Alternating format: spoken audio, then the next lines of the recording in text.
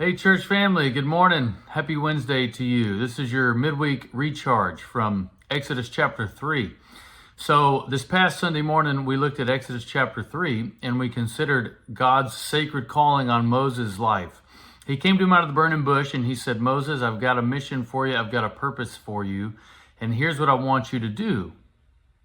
And we talked about sacred calling and how God has a sacred calling on everyone's life to include you of something that he wants you to do, something that he has that only you can do, that's unique to you, the way you're made, the conditions that God has set up in your life, and that God's calling us all to something. And in verse 10 of Exodus chapter 3, Moses heard the action words from the Lord of, "So now go."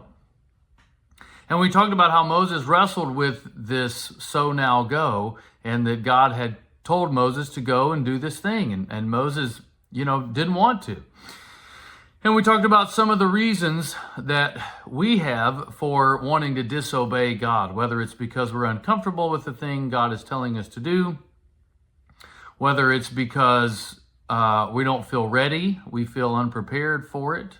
It could be a number of reasons. It could be because we're not in control, we're just following God, which is exactly what the Christian life is.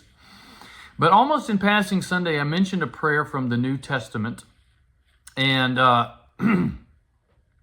it was a guy whose son was demon possessed. And he says to Jesus, if you can do anything.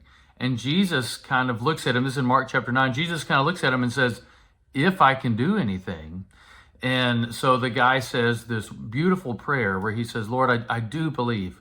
Help my unbelief. I do believe. Help my unbelief.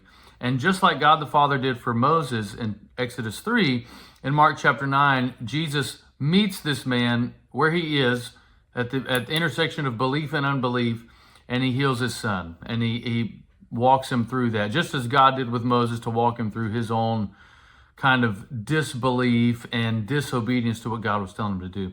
So what I want you to do this week is ask God what it is he wants you to do. And he'll give you something. He's faithful to give you something to do, big or small or anywhere in between.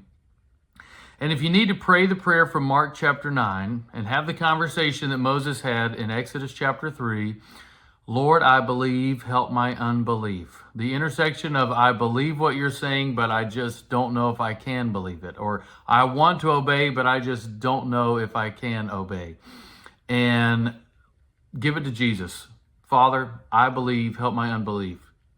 Give me courage, give me faith, give me trust to do the thing that you're calling me to do. And trust that just like Moses, when you obey, just like the man in Mark chapter 9, when you obey, when you believe, when your belief has feet and it goes, that God's will is perfect. God's will is beautiful for you. And it'll be much better than the disobedience and the disbelief that we're wrestling through as we talk to God. So pray that prayer. If God brought someone to your mind, pick up the phone, call them, text them, invite them to join us Sunday morning. This next Sunday will be in Exodus 4. So read ahead in Exodus chapter 4. It's really kind of a part 2 to Exodus chapter 3. So look forward to unpacking that with you. God bless you. Have a great week.